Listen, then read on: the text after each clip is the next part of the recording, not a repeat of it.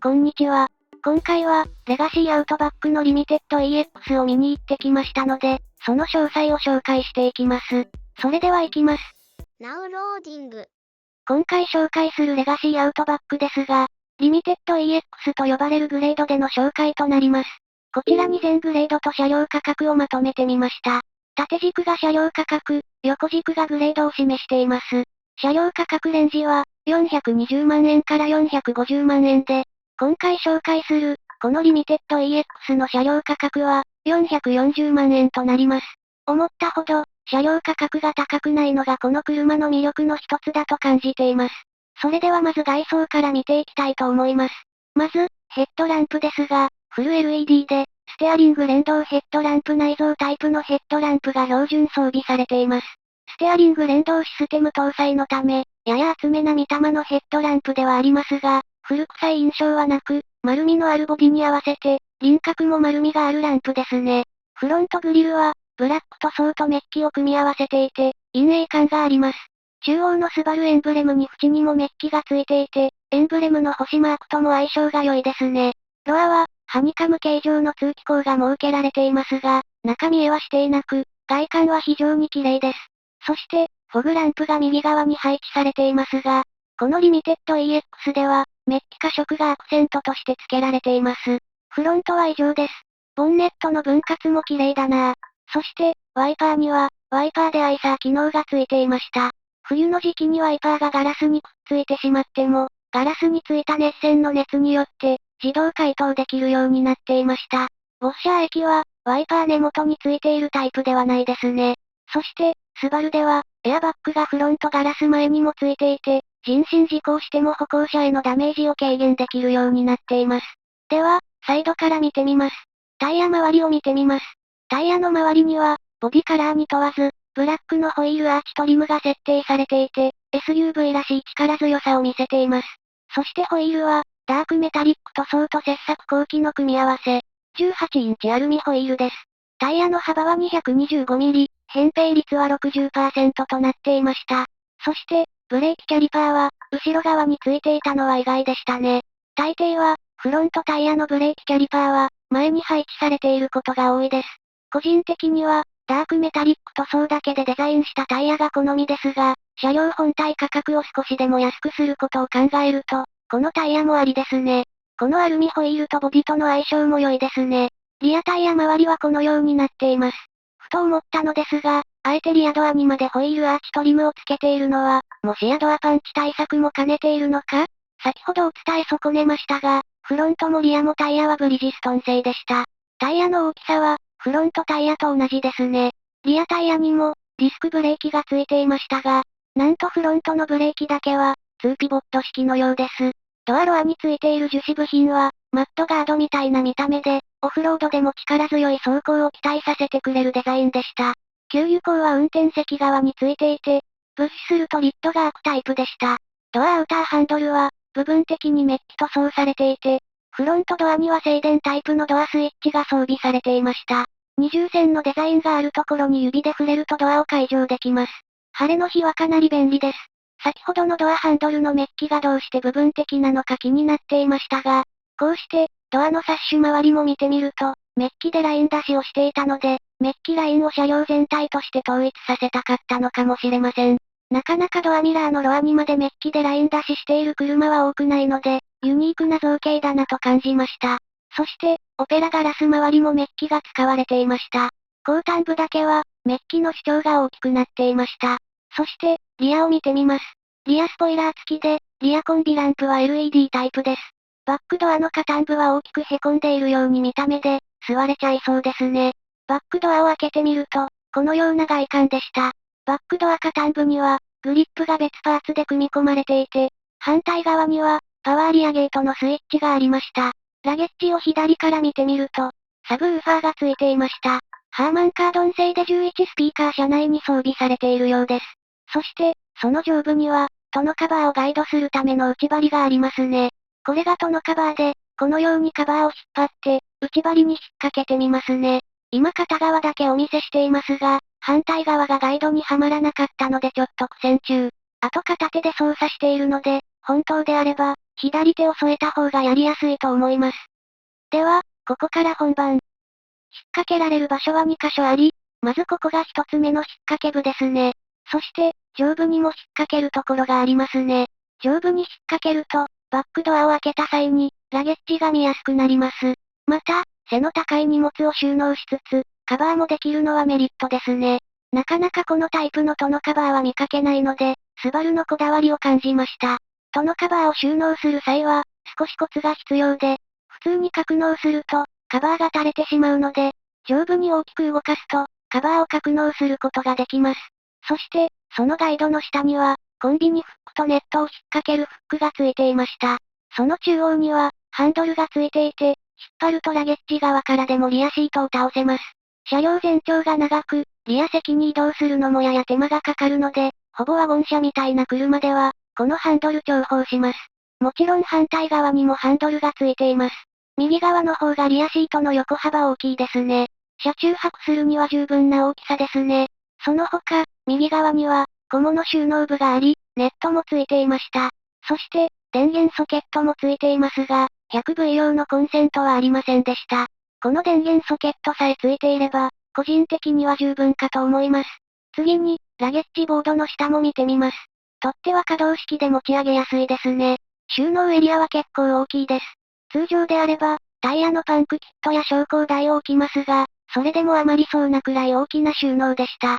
そして、実はトノカバーもこの場所に収納できちゃいます。ラゲッジボードは厚く作られているので、そうそう簡単には折れ曲がらないような作りでした。ラゲッジボードは前端に継ぎ手がありますが、もちろん取り外すことも可能です。正直あってもなくてもさほど不便はない感じはしましたが、ラゲッジボード裏面に紐付きのフックが付いていたため、ラゲッジボードを吊り下げる際に、この継ぎ手が活躍するのだと思います。こんな感じで無理やりずらそうと思えば、ずらせちゃいます。けど、簡単に元に戻せますね。また、ラゲッジ上部まで内張りがあるため、背の高いものを積載する際に、天井に物をぶつけてしまっても、汚れの跡が目立ちにくいですね。通常、肌色っぽい天井の柔らかい部品が内張りの代わりに配置されるので、これはユーザーフレンドリーですね。では、ここからは内装を見ていきます。まず、フロントドアの外観はこのようになっています。上から順番に見ていくと、後部には合皮がついていて、前方は内張りで分けられています。ミラー近くは光が反射しにくいように、脂肪の深い内張りを採用することで、視界性を良くしようとていることが伺えます。そして、インナードアハンドル周りには、シルバー塗装されたフィニッシャーとピアノブラック調の加色が装着されています。それに比べて、パワーウィンドウスイッチは、マットな外観ですね。スイッチやダイヤルの凹凸が大きく、ノールックでも簡単に操作しやすいように作られていますね。アームレストはタン色になっています。ステッチもタン色になっています。アームレストは、肘を置く上部だけでなく、横側もふかふかでした。また、カーテシーランプはついていませんでした。ドアポケットは、ペットボトルが1本とアルミ缶を横にすれば1本入るくらいのスペースがありました。そして、ドアスピーカーはハーマンカードン製でした。ハニカム柄のスピーカーグリルですね。では、注目の本側シートの紹介です。ドアアームレストと同じようなタン色の革を用いていますね。タン色部分は、パーフォレーション加工されています。もちろん、シートベンチレーション付きのシートです。シートベンチレーションは、運転席だけでなく、助手席にも付いているそうですよ。シートベンチレーションが付いているだけでも、購入するきっかけになる人は多いと思うので、レガシーアウトバック、おすすめ度高めです。これは、クッション調を調整するための機構ですね。シートにお金かけてる感じが伝わってきます。もちろんパワーシートになっているので、電動でシート位置を調整することができます。スバルのフラグシップ車両の本気度が垣間見えました。ストロングハイブリッドが採用されても、このシート設定してほしいですね。スカッププレートは、アウターシルブにまで伸びていて、保護範囲が広めでした。ちょっと驚いたのが、照明や加色が何もついていなかった点ですね。アクセサリーも設定されていなかったので、少し寂しい感じはしました。また、シートベルトのバックルは、根元が鉄製で丈夫に作られていました。このタイプのバックルは、シートベルトタングをはめやすくて好みです。続いて、ステアリングです。右側は、運転支援系のボタンが配置されていて、運転モードも切り替えられますね。ステアリングヒーターも下側にひっそりついています。また、クラクション鳴らす部分など内張りは、基本的には脂肪が深めで光の反射を軽減させています。左側は、ナビゲーション関連の操作スイッチがメインですね。本側は、指の触れるところまでしっかり巻かれています。グリップ性よりも高級感のある質感を意識したようなスベスベした革表面でした。パドルシフトもついています。そして、メーターは、液晶でした。ステアリング右側には、横長のスリットのついたベンチレーターがあり、電源ボタンもありました。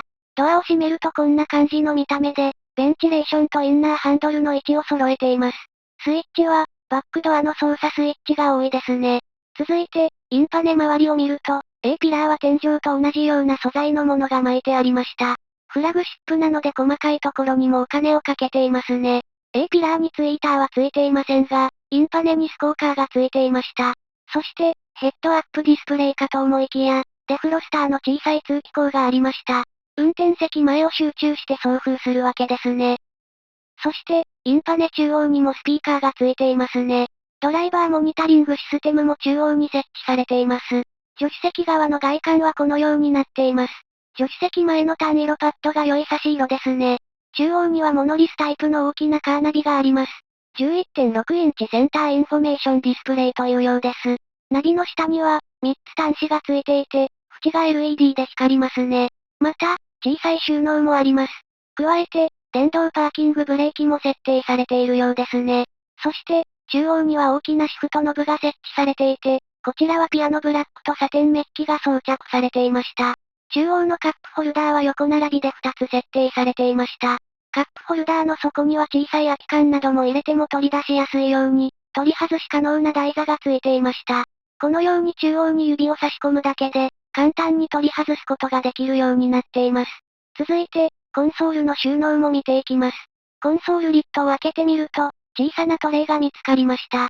このトレイには、駐車券などの紙の小物が収納できそうですね。このトレイを開けてみると、底が深い収納になっていました。もちろん、収納内側は、植毛仕上げされていました。助手席側の詳細を見てみたいと思います。助手側のベンチレーターも、横側にスリットが入ったベンチレーターになっていて、その下には、スマホなどを入れられるような収納がありました。ラバーマットが敷かれているので、滑り止め対策されているように思われます。続いて、グローブボックスも見てみたいと思います。グローブボックス内側も色も仕上げされていて、非常に高級感のある収納になっていました。この中にどうやら、電源ソケットもあるようですけれども、あの奥にあるのが電源ソケットでしょうか？そして、グローブボックスの中に ETC カードのユニットもありました。レンタカーで借りたら、ETC カードどこに入れるのか迷いそうですね。すみません。電源ソケットは ETC カードの横に配置されていました。皆さんはこの電源ソケット、どういう風にして使いますか？そして、センターコンソールの横側を見ると、このような小さい収納があります。指が入るくらいの小さい収納になっていて、ポケットティッシュなどは収納できるかもしれませんね。遠目に見てみるとこんな感じです。続いて、ルームミラーですが、モニター切り替えが可能なスマートリアビューミラーでした。ミラーの縁が小さくて、スタイリッシュでしたよ。ミラーの後ろには、アイサイト X のためのカメラがあります。そして、照明は、オーバーヘッドコンソール付きの照明で、こんな感じで白く発光します。もしマイナーチェンジしたら、フラグシップ車両ということで静電スイッチになるんですかね。オーバーヘッドコンソールも見てみます。中は植毛加工されていました。さらにこの車両はサンルーフも設定可能で、サンルーフのガラスを稼働するためのスイッチも配置されていますね。サンルーフ開口はこんな感じで、手動式のシェードもついています。サンバイザーは大きな引っ掛け用のベルトがついていて、表面は天井に似たようなファブリック素材が使われていました。もふもふしていて触り心地よかったです。バニティミラーのところは樹脂になっていましたが、格納時は見えないのでこれでも気にならないです。最後に後席を見ていきます。こちらは、リアドアの外観です。フロント同様に上部から順に見ていきます。フロントドアと同じように、後は合皮、前は内張りの配置になっています。格納式のサンシェードはついていません。そして、単色の差し色をリアドアでも採用していて、ステッチの色もオレンジ色になっていました。インナーハンドの周りも同様にピアノブラックとシルバー塗装の組み合わせでした。シートメモリスイッチがなくて、すっきりした外観ですね。スバルのあるあるドアフィニッシャーですね。これ見ただけで、最近スバルだってわかるようになってきました。ドアアームレストは、なんとフロント同様に側部まで柔らかい。フロントだけはしっかり作って、リアは硬めな作りになっていることが多いのですが、レガシーアウトバックは違いました。リアドアスピーカーにはハーマンカードンロゴなし。スカッププレートですが、足を一度つけるように幅が広めのものがついていました。洗車の際に心地よい足の置き場になりそう。天井の掃除、結構大変ですからね。実際に手で力を加えて、どのくらいしっかりした作りなのか見てみましたが、内側からの力にはやや弱いですが、足を乗っける上では問題なさそうでした。では、リアシートを見てみます。オールタン色のリアシートですね。ステッチがオレンジ色と呼ばれるようで、そう言われてみるとシートもオレンジ色にも見えてきます。ただ明るすぎず、落ち着きのあるカラーですよね。シートはフロントと同様にパーフォレーション加工されていました。リアだからといって全然手を抜いていないのは好感が持てます。中央のコンソールも見てみます。中央コンソールは、ラゲッジスペースとは繋がっていなく、コンソールリッドのみが前に倒れます。ドリンクホルダーが2つついていて、ピアノブラック化色されていました。遠目に横から見てみるとこんな感じです。コンソールリッド裏面構造は、このようになっています。リアに座るお客さんにラゲッジが見られないのは良いですね。人を乗せるたびにラゲッジ片付けるのは面倒ですからね。収納も楽々。そして、カーペットを見てみると、カーペットのパイルを寄ってあるので、ふかふかで、もふもふです。これは一度手で触るとわかりますが、ドキンにしたくなるレベルです。このタイプは社外品で購入しても、3万円以上はしますね。コンソールの後端には、ベンチレーターと端子が2つついています。また、シートヒーターのボタンがついていて、2段階温度調整ができるようです。この車で人をおもてなししたくなりました。いかがでしたでしょうか？スバルのレガシーレイバックのリミテッド EX は、値段の割に装備が充実していて、品質も高く感じました。この車、おすすめ度高いので、ぜひ実車でも見てみてください。それではまた。